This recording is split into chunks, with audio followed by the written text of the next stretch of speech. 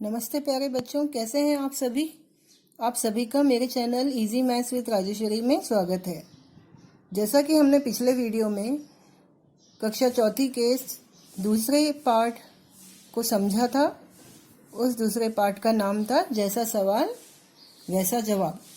उस पार्ट को हमने पढ़ा, समझा और हमने कहानी के मज़े लिए। आज मैं उसी पार्ट के प्रश्न उत्तर तथा व्याकरण आप सभी को समझाऊंगी। तो आइए देखते हैं इसके प्रश्न उत्तर क्या हैं। पहला प्रश्न यहाँ पर सुनिए, बोलिए, मतलब आपको प्रश्न सुनना है और उसका जवाब देना है अपनी अध्यापिका जी को। पहला प्रश्न है, पाठ का शीर्षक जैसा सवाल वैसा जवाब आपको कैसा लगा और क्यों। तो हमने कहानी पढ़ी थी कि जिस तरह के सवाल ख्वाजा सरा ने बिरबल से किए, बिरबल ने भी उन सवालों का जवाब उसी तरह दिया। गोल मटोल सवाल थे, गोल मटोल उनका जवाब दिया गया। इस तरह से बिरबल ने अपनी होशियारी का प्रदर्शन किया। तो इसी तरह से पाठ का जो शीर्षक है जैसा सवाल वैसा जवाब, ये बहुत ही सही है। और क्यों पूछ रहे हैं, वो क्यों सही है? क्योंकि जिस तरह के सवाल ख्वाजा सरा ने बिरबल से किए थे, बिरबल ने भी उसी तरह के घुमावदार जवाब उन्हें दिए। तो इस तरह से जैसा सवाल वैसा जवाब शीर्षक जो है इस पाठ का सही है। दूसरा है, ख्वाजा सरा के तीनों सवालों के अन्य जवाब भी हो सकते हैं। क्या अन्य जवाब भी हो सकते हैं, बताइए। क्या ये तो आपको सोचकर बताना है, आपके विचार बताने हैं कि क्या उनका कोई और जवाब भी हो सकता है। आपके दिमाग में कोई ऐसा जवाब आया उन सवालों का। जो 3 सवाल थे, पहला सवाल तो ये पूछा था कि संसार का केंद्र कहाँ है। दूसरा सवाल पूछा गया था आकाश में तारे कितने हैं।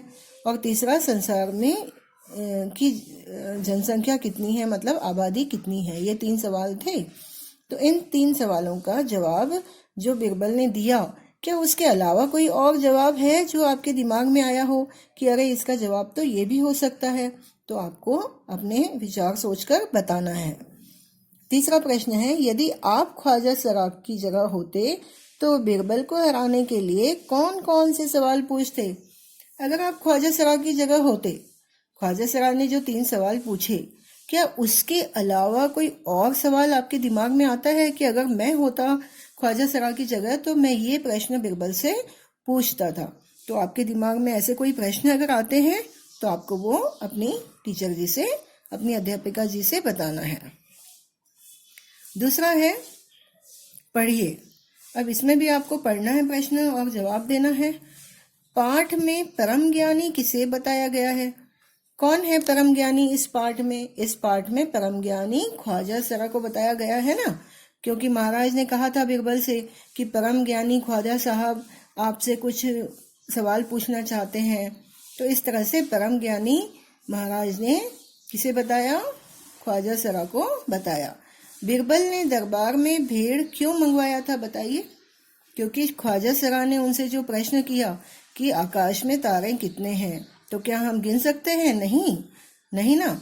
तो इसी तरह से भेड़ के शरीर पे जो बाल हैं, क्या वो हम गिन सकते हैं? नहीं। तो इसीलिए बिरबल ने दरबार में भेड़ मंगवाया था कि इस भेड़ के शरीर पे जितने बाल हैं उतने ही आकाश में तारे हैं। इस तरह से उन्होंने ख्वाजा सरा के दूसरे सवाल का जवाब देने के लिए भेड़ को दरबार में मंगवाया था। आपको बिरबल का कौन सा उत्तर अच्छा लगा, लिखिए। आपको कौन सा उत्तर अच्छा लगा बिरबल का? मुझे तो यही उत्तर अच्छा लगा कि भेड़ मंगवाई दरबार में और कहा कि है ना, जितने शरीर पे भेड़ के बाल हैं उतने ही तारे आसमान में हैं। जैसे कि ये उत्तर मुझे सब मान लीजिए पसंद आया। आपको बिरबल का कौन सा उत्तर पसंद आया वो आपको बताना है। लिखिए मतलब ये लिखना है। इन प्रश्नों के उत्तर आपको लिखने हैं। ख्वाजा सरा के संसार का केंद्र कहाँ है, इस प्रश्न का उत्तर बिरबल ने क्या दिया? ख्वाजा सरा ने पहला प्रश्न पूछा था संसार का केंद्र कहाँ है, तो इस प्रश्न का जवाब बिरबल ने कैसे दिया था, बताइए। उन्होंने एक छड़ी जमीन पे गाड़ी और कहा कि यही स्थान जो है संसार का केंद्र है। यदि आपको मेरे जवाब पर संदेह हो तो आप फुट्टे की सहायता से उसे माप लें, फीते की सहायता से उसे माप कर सिद्ध करने की यही संसार का केंद्र है। इस तरह से बीरबल ने उनके सवाल का जवाब दिया। भेड़ के शरीर में जितने बाल हैं, इस उत्तर का प्रश्न बताइए। क्या था इस उत्तर का प्रश्न क्या था बताइए। भेड़ के शरीर में जितने बाल हैं, कब कहा उन्होंने? जब उन्होंने यह उत्तर दिया, जब प्रश्न किया गया था कि आकाश में तारे कितने हैं। उसका जवाब था भेड़ के शरीर पे जितने बाल हैं। मतलब आकाश में कितने तारे हैं, इस प्रश्न का उत्तर देने के लिए कहा गया भेड़ के शरीर में जितने बाल हैं। तो इस प्रश्न का उत्तर क्या होगा? इस उत्तर का प्रश्न बताइए। इस उत्तर का प्रश्न क्या है कि आकाश में कितने तारे हैं, यह प्रश्न था। अब देखिए छठा जो क्वेश्चन है, नीचे दिए गए अर्थों के मुहावरे ढूंढकर लिखिए। जय जयकार होना, हालत खराब होना, बड़ी बड़ी बातें करना, पसंद नहीं करना, इसका मैंने एक वीडियो बनाया है। उस वीडियो में आप देखिए, मैंने अच्छी तरह से इसे एक्सप्लेन किया है वाक्यों की मदद से। ठीक है, अब आगे बढ़ते हैं। दरबारी बीरबल से जलते थे ना दरबारी बीरबल से। क्यों जलते थे? क्योंकि बादशाह उन्हें बहुत पसंद करते थे। यहाँ लिखना चाहिए आपको, बादशाह अकबर बीरबल को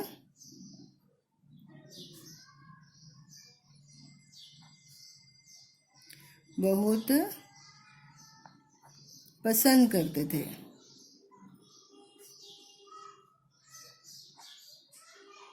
अब देखिए यहाँ पर जगह नहीं है लिखने के लिए, तो मैं आपको बोलूँगी, आप लिख लीजिएगा। दरबारी बीरबल से चलते थे क्योंकि बादशाह अकबर जो है बीरबल को बहुत ही ज़्यादा पसंद करते थे। दरबारी बहुत तरीके सोचते थे। क्यों? क्योंकि बीरबल के बुद्धिमानी के आगे किसी की कुछ नहीं चलती थी। ख्वाजा सरा को अभिमान था। क्यों अभिमान था? उन्हें अपने विद्या और बुद्धि पर अभिमान था। देखिए मैं आपको यहाँ बताऊं, यहाँ आप देखिए, विद्या और बुद्धि पर बहुत अभिमान था। ख्वाजा सरा को अपनी विद्या और बुद्धि पर बहुत अभिमान था। दरबारी बीरबल से जलते थे क्योंकि बीरबल जो थे बहुत ही होशियार थे। यहाँ देखिए, बादशाह अकबर अपने मंत्री बीरबल को बहुत पसंद करते थे। बीरबल की बुद्धि के आगे बड़े बड़ों को भी कुछ नहीं चल पाता था। इस कारण कुछ दरबारी बीरबल से जलते थे। वे बीरबल को मुसीबत में फंसाने के तरीके सोचते रहते थे। इस तरह से यहाँ पर दिया है और आपको यहाँ से ढूंढकर इन प्रश्नों के उत्तर लिखने हैं। अब तो आपको समझ में आ गया होगा ना। कहानी समझ में आ जाती है तो हम प्रश्नों के उत्तर भी आसानी से दे सकते हैं। तो दरबारी बीरबल से जलते थे क्योंकि बादशाह अकबर बीरबल को बहुत पसंद करते थे। दरबारी बहुत तरीके सोचते थे क्योंकि बीरबल के आगे उनकी कुछ नहीं चलती थी। ठीक है, क्या तरीके सोचते थे वो, क्या करने के? हाँ, उनको मुसीबत में फंसाने के। बीरबल को मुसीबत में फंसाने के तरीके सोचते थे। कौन से तरीके सोचते थे? बीरबल को मुसीबत में फंसाने के तरीके सोचते थे। ख्वाजा सरा को अभिमान था। किस बात का अभिमान था उन्हें? अपनी विद्या और बुद्धि पर अभिमान था। ख्वाजा सरा बीरबल को समझते थे। क्या समझते थे बताइए बीरबल को? यहाँ पर देखिए आपके पुस्तक में, बीरबल को तो वे अपने सामने नीरा बालक और नीरा मूर्ख समझते थे। नीरा बालक और नीरा मूर्ख समझते थे। नीरा बालक मतलब बिल्कुल छोटा बच्चा और बिल्कुल ही मूर्ख समझते थे। तो ख्वाजा सरा बीरबल को क्या समझते थे? नीरा बालक और नीरा मूर्ख। बीरबल की बुद्धि के आगे बड़ों बड़ों का भी कुछ नहीं चल पाता था। बीरबल की बुद्धि के आगे बड़ों बड़ों का भी कुछ नहीं चल पाता था। इस तरह से आप पाठ में से इनके उत्तर ढूंढकर लिख सकते हैं। तो देखिए अब हम आगे का पढ़ते हैं। निम्नलिखित प्रश्नों के उत्तर एक शब्द में दीजिए। बादशाह अकबर किसे बहुत पसंद करते थे बताइए। ये तो सबको पता हो गया होगा अब तक। बादशाह अकबर बीरबल को बहुत पसंद करते थे। बीरबल, यहाँ आप लिखिए बीरबल। एक शब्द में उत्तर लिखना है। तो बीरबल को बहुत पसंद करते थे। बीरबल से कौन जलते थे बताइए। हाँ, दरबारी। बाकी जो दरबारी थे ना, वो बीरबल से जलते थे, क्योंकि बीरबल के आगे उनकी कुछ नहीं चल पाती थी। बीरबल से कौन 3 सवाल पूछना चाहते थे बताइए। हाँ, ख्वाजा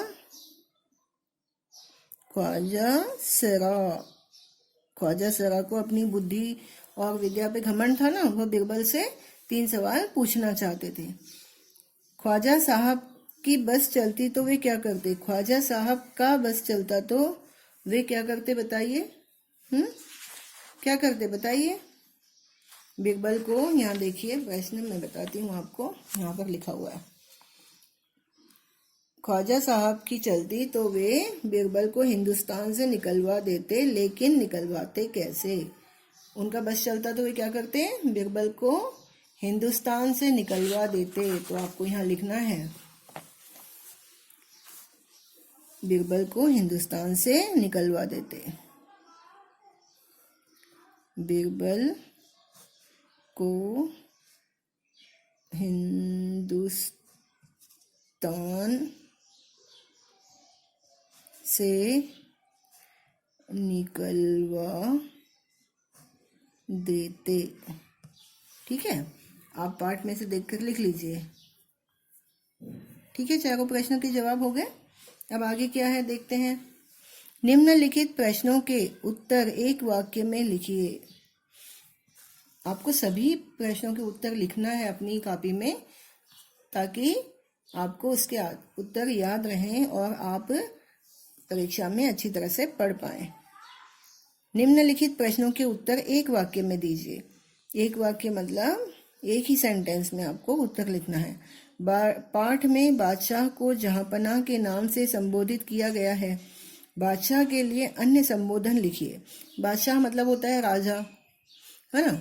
राजा को हम कहते हैं ना जहांपनाह। आप टीवी देखते होंगे, उसमें आप ऐसे बच्चों की कहानियों के सीरियल भी देखते होंगे, तो उसमें बताया जाता है ना जहांपनाह, ऐसे बोला जाता है ना राजा को। हाँ, बादशाह मतलब भी राजा होता है, जहाँ पनाह मतलब भी राजा होता है, जहाँ पनाह। ठीक है, या फिर बोला जाता है महाराज, या फिर बोला जाता है राजन, या फिर नरेश। इस तरह से हम जो है राजा को या बादशाह को संबोधित करना, मतलब किसी को किसी नाम से बुलाना, उसे कहते हैं संबोधित। जैसे आप अपनी माता जी को कैसे संबोधित करते हैं बताइए। क्या बोलते हैं आप अपनी मम्मी को? मम्मी बोलते हैं ना, या फिर माँ बोलते होंगे, या अम्मा बोलते होंगे। तो ये सब क्या है, आपकी माता जी को बुलाने वाले संबोधन है। संबोधन किस तरह से आप संबोधित करते हैं अपने माता को। तो कोई माँ बोलता है, कोई माता बोलता है, कोई अम्मा बोल के बुलाता है, कोई आई बोलता है ना। इस तरह से कोई अम्मी बोलता है। इस तरह से ये संबोधन होते हैं।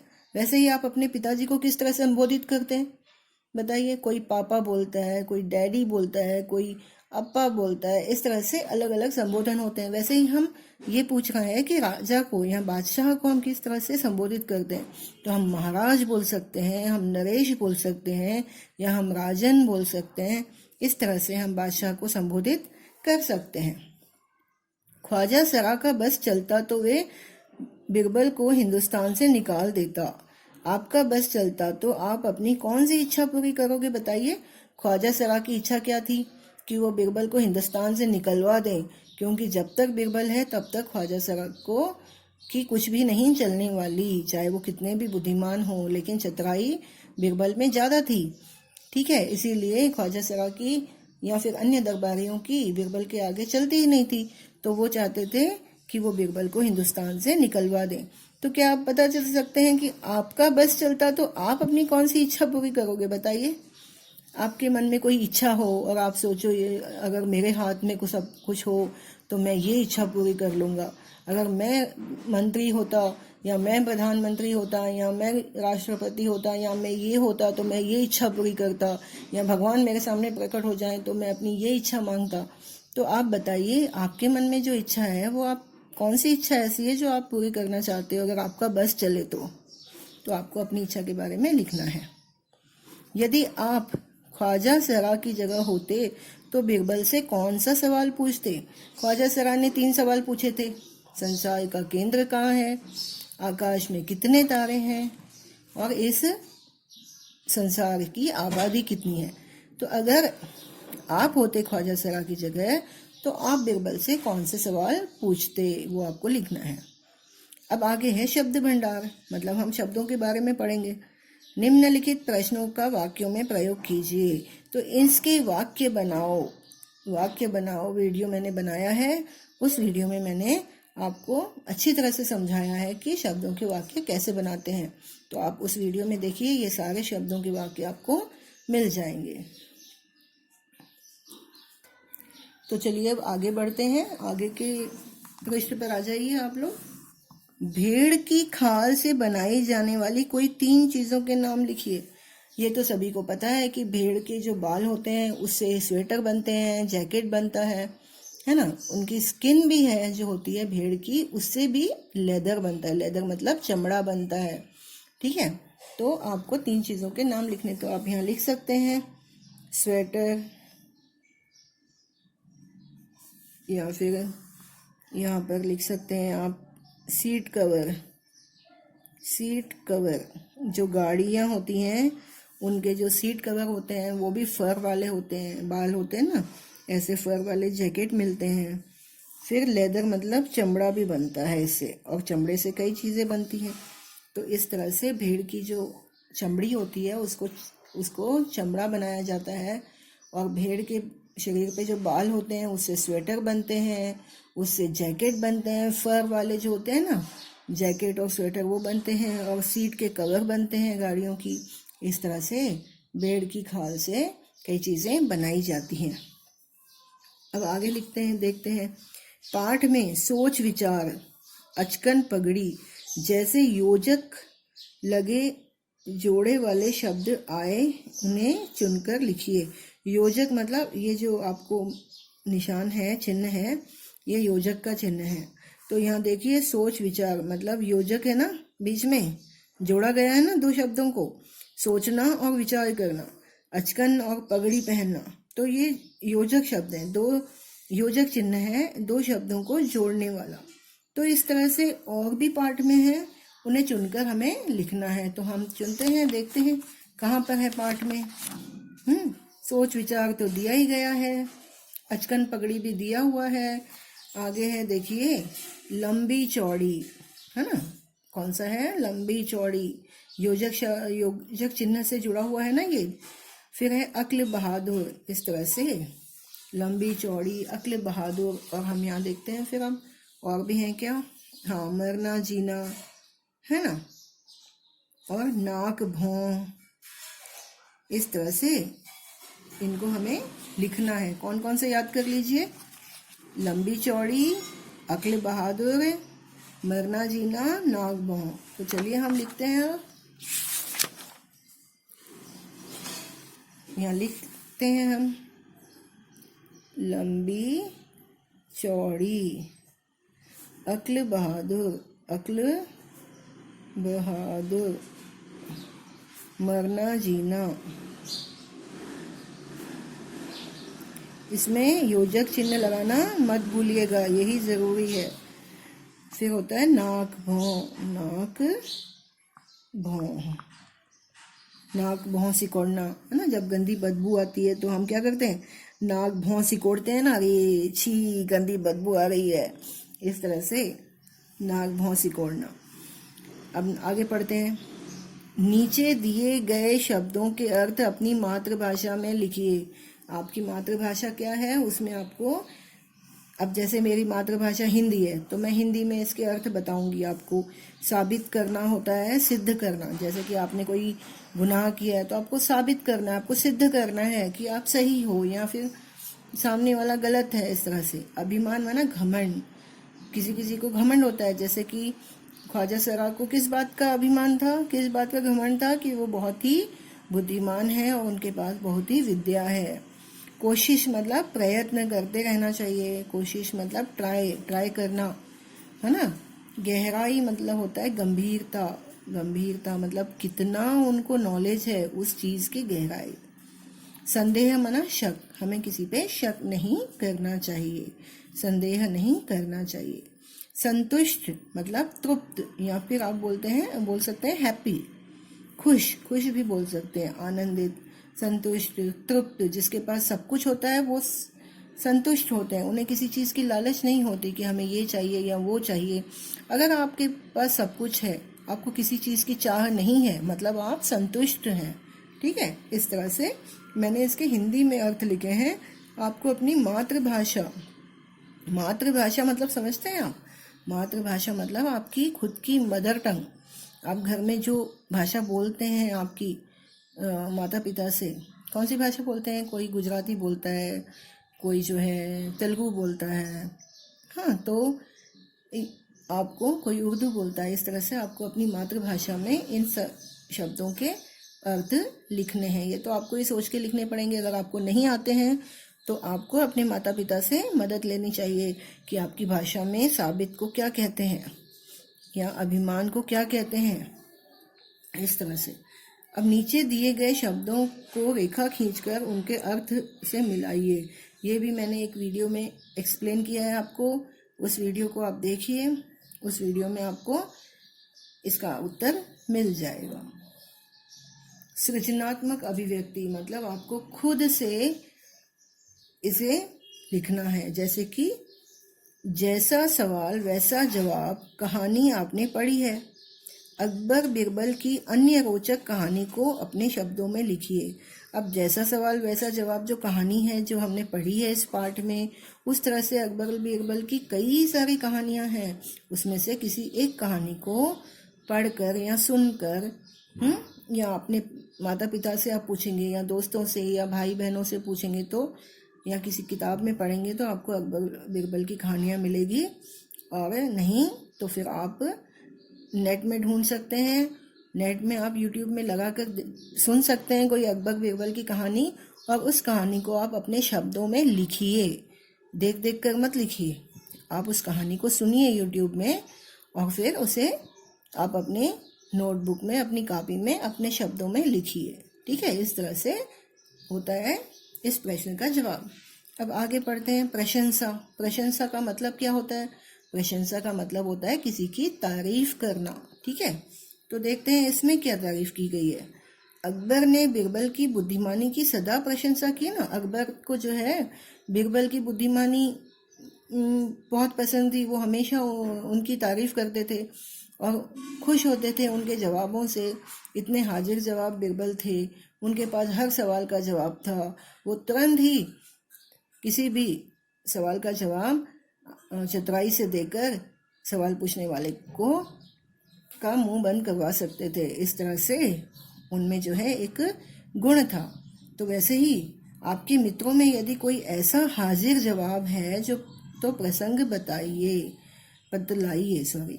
आपके मित्रों में यदि कोई ऐसा हाजिर जवाब है तो प्रसंग बतलाइए।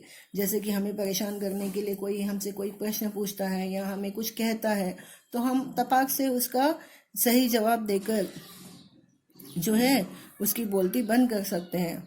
ठीक है, और हंसते हुए, ऐसे नहीं कि हमने गुस्से से कुछ कह दिया, हंसते हुए हमें ऐसे कहना है ताकि आगे वाले को शर्मिंदगी महसूस हो कि मैंने किस तरह से इसकी इंसल्ट करनी चाहिए, लेकिन इसने तो हंसी हंसी इसका जवाब दे दिया। इस तरह से आपके कक्षा में कभी कोई ऐसा हुआ हो, प्रसंग मतलब ऐसा कोई इंसिडेंट हुआ हो, हाँ, कि किसी ने किसी से कुछ सवाल पूछा हो, आगे वाले ने जो है तपाक से उसका जवाब दे दिया हो और उसकी बोलती बंद हो गई हो। इस तरह से आपको वो एक जो इंसिडेंट है, जो प्रसंग है, वो लिखना है। तो आइए अब हम इस आखिरी प्रश्न पर आते हैं जिसमें है भाषा की बात। भाषा की बात मतलब होता है हम व्याकरण सीखेंगे इसमें। नीचे लिखे वाक्य पढ़िए। मैं बस में बैठकर स्कूल जाती हूँ, है ना। बस को यहाँ पर रेखांकित किया गया है। ख्वाजा सरा का बस चलता तो वे बीरबल को निकाल देते, है ना। बस अब रुक जाओ। बस चलना मतलब उनका अधिकार चलता तो। बस अब रुक जाओ मतलब बस अब मैं थक चुका हूँ, अब रुक जाओ। बस 2 दिन की तो बात है, मैं आ जाऊंगी। इस तरह से बस शब्द का जो है अलग अलग तरीके से अलग अलग वाक्यों में प्रयोग हुआ है। ऊपर लिखे वाक्यों में बस शब्द के अर्थ अलग अलग हैं। अब इसी तरह चल शब्द से वाक्य बनाइए। अब यहाँ पर चल दिया हुआ है, चल है, चल चल है, चलाचल है, चलना है, चलती चलो। इस तरह से चल शब्द दिए हैं, तो आपको इस तरह से अलग अलग वाक्य बनाने हैं। जैसे कि बस शब्द को इस्तेमाल कर अलग अलग वाक्य बनाए गए हैं, वैसे चल शब्द को इस्तेमाल कर आपको अलग अलग वाक्य बनाने हैं। तो पहले एक एक मैं आपको समझा देती हूँ, फिर उस तरह से आप अपनी कॉपी में अलग अलग वाक्य बनाइए। तो पहला है चल। हाँ, चल घर चलें, है ना, आप बोल सकते हो। या फिर आप बोल सकते हो गाड़ी चल रही है ना, गाड़ी चल रही है। इसमें चल शब्द आया, चल शब्द को रेखांकित कीजिए। गाड़ी चल रही है। अब दूसरा है चल चल। तो आप बता सकते हैं कि कैसे बनाएंगे वाक्य। हाँ, मैं चल चल कर थक गया। मैं चल चल कर थक गया। अब चल चल के नीचे आप रेखांकित कीजिए चला चल। तो ये होता है ना, गाना भी है ना, चल चला चल। तो जो है अगर हम एक सैनिक को बोल सकते हैं या किसी भी ऐसे इंसान, किसी भी व्यक्ति को बोल सकते हैं कि चला चल जब तक तुझे मंजिल ना मिले। हाँ, चला चल जब तक तुझे मंजिल ना मिले। चला चल मतलब चलता रहे। चलना, चलना सेहत के लिए अच्छा होता है। आप लिख सकते हो ना, ऐसे लोग वॉकिंग करने जाते हैं ना, सुबह कोई शाम। हाँ, वॉकिंग करने से शरीर चुस्त रहता है। हाँ, तो इस तरह से आप लिख सकते हैं चलना शरीर के स्वास्थ्य के लिए अच्छा होता है। तो इस तरह से लिख सकते हैं। फिर नेक्स्ट है चलती। हाँ, चलती का क्या वाक्य बनाएंगे बताइए। बताइए, पाठ में से ही बताइए आप। बीरबल के आगे बड़े बड़ों की भी नहीं चलती थी, है ना। मेरे आगे किसी की नहीं चलती। इस तरह से आप लिख सकते हो। चलो, चलो अब घर चलें, आप लिख सकते हैं यहाँ से। चलो अब घर चलें, या आप लिख सकते हैं चलो यहाँ से। चलो यहाँ से मतलब चलो अब यहाँ से हम चले जाएं। तो चलो यहाँ से, समझ गए। इस तरह से आप वाक्य बनाइए। जैसे कि पहला फिर से बताऊं मैं एक बार। गाड़ी चल रही है। मैं चल चल कर थक गया। चला चल जब तक तुझे मंजिल ना मिले। चलना मतलब चलना स्वास्थ्य के लिए अच्छा होता है। बीरबल के आगे किसी की नहीं चलती थी। चलो यहाँ से। इस तरह से आप वाक्य बनाइए। पाठ में कई मुहावरे आए हैं, इन मुहावरों का प्रयोग कर वाक्य बनाइए। पहला है छक्के छूटना। छक्के छूटना माना कुछ समझ ना आना। ओके, छक्के छूटना। तो जैसे कि पाठ में से ही हम इसका वाक्य बना सकते हैं। बीरबल के जवाबों के आगे ख्वाजा सरा के छक्के छूट गए। मतलब उनकी बोलती बंद हो गई, उन्हें कुछ समझ ना आया कि अब क्या जवाब दें। तो हम लिख सकते हैं ऐसे, छक्के छूटना माना कुछ समझ न आना। फिर आप वाक्य बनाइए। बीरबल के जवाबों के आगे ख्वाजा सरा के छक्के छूट गए। लंबी चौड़ी बातें करना। किसी किसी को लंबी चौड़ी बातें करने की आदत होती है। लंबी चौड़ी बातें करना मतलब बड़ी बड़ी बातें करना। हाँ, तो आप लिख सकते हैं किसी किसी को लंबी चौड़ी बातें करने की आदत होती है। अब यहाँ देखिए, हर्ष दीर्घ मात्राओं का भिन्न रूपों में प्रयोग होता है। जैसे कि हमेशा, ये बहुत ही ज़्यादा इम्पोर्टेंट है, क्योंकि मैंने देखा है हमेशा सबको ये कंफ्यूजन होता है कि क में छोटी की मात्रा कब लगाई जाए और क में बड़ी की मात्रा कब लगाई जाए, की का प्रयोग कब होता है और की का प्रयोग कब होता है। ठीक है, तो हम लिखते वक्त हमेशा ये सोचते हैं कि अब की है, अब कौन सा की लिखूं मैं, छोटी ई की मात्रा वाला की लिखूं या बड़ी ई की मात्रा वाला की लिखूं। ये हमेशा से एक डाउट बना रहता है सबको। तो आपको इसको ध्यान से पढ़ना है कि छोटी ई की मात्रा का जो प्रयोग है किसी संबोधन वाले वाक्यों में पाया जाता है। जैसे मतलब यहाँ एक एग्जाम्पल दिया है, जैसे मैं चाहता हूं कि आप मेरे प्रश्नों का उत्तर दें। मतलब आप वो क्या चाहते हैं, मैं चाहता हूं कि आप मेरे प्रश्नों का उत्तर दें। अब बड़ी की वाले का प्रयोग कब होता है, वाक्य को जोड़ने के लिए किया जाता है। जैसे बहादुर की कलई खुल गई, है ना, मतलब हमने जोड़ा ना वाक्य को। यह किसकी गाड़ी है, मतलब जब हम जोड़ते हैं किसी शब्द को तो उसके लिए गाड़ी के लिए प्रयोग हुआ है ना, किसकी गाड़ी है। तो इस तरह से होगा बड़ी की मात्रा का प्रयोग, और छोटी की का प्रयोग होगा संबोधन के लिए। जैसे कि उसने कहा कि वो कल आएगा, तो इसमें छोटी ई की मात्रा वाला क आएगा, जैसे की आएगा। ठीक है, और कुछ जोड़ना है तो यह पेंसिल किसकी है, तो यहाँ पर पेंसिल के बारे में बताया गया, जोड़ रहे हैं हम तो बड़ी ई की मात्रा, मतलब बड़ी की का प्रयोग होगा यहाँ पर।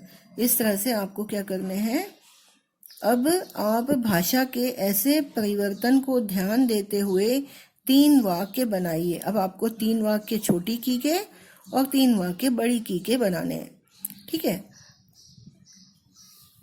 परियोजना कार्य होता है प्रोजेक्ट वर्क।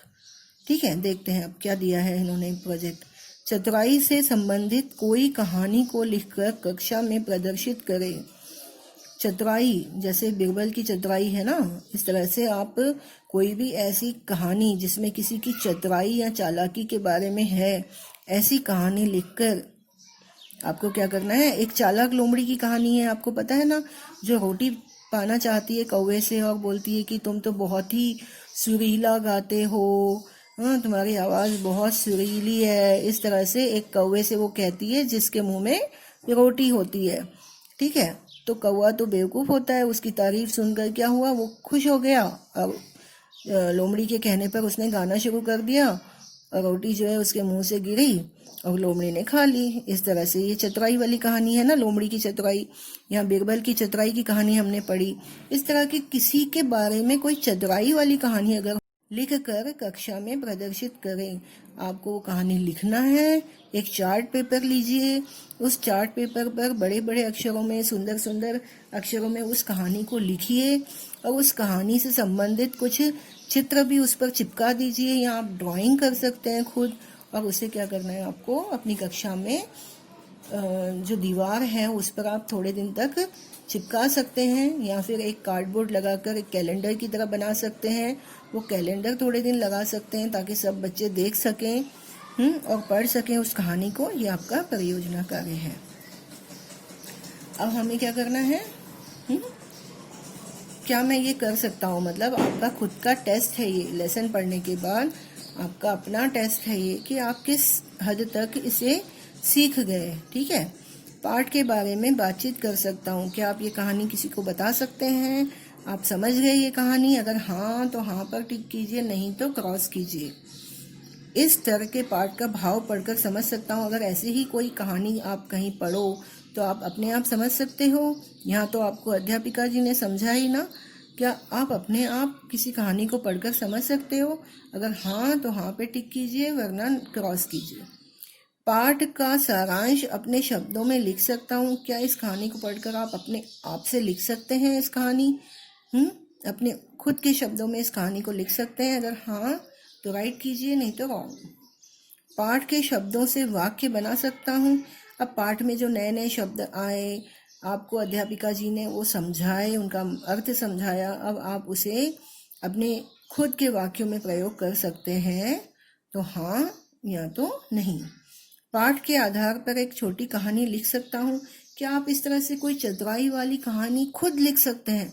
खुद एक कहानी बनाइए, ठीक है। आप सोचिए कि किस तरह से मैं एक कहानी बना सकता हूँ, या आपकी कक्षा में कुछ ऐसा हुआ हो या घर में जिसमें किसी की चालाकी का पता चले, किसी की होशियारी का पता चले। इस तरह से आप सोचकर खुद एक कहानी बना सकते हैं, तो हाँ, वरना नहीं। तो ठीक है, अगर सारे प्रश्नों के उत्तर हाँ हैं मतलब आप हिंदी में बहुत अच्छे हैं, अगर नहीं हैं तो आपको और मेहनत करनी है, ठीक है। तो आप ये सारे प्रश्नों के जवाब अपनी कॉपी में लिख लीजिए, अच्छी सुंदर राइटिंग में लिख लीजिए और मुझे व्हाट्सएप करिए मेरे व्हाट्सएप नंबर पे, ताकि मैं देखूं और पता कर सकूं कि आप लोग कितना सुंदर लिखते हैं, कितने अच्छे बच्चे हैं आप लोग, ठीक है। तब तक के लिए बाय बाय। अब मैं फिर आऊँगी अगले वीडियो के साथ, अगली कहानी में। तब तक के लिए बाय बाय।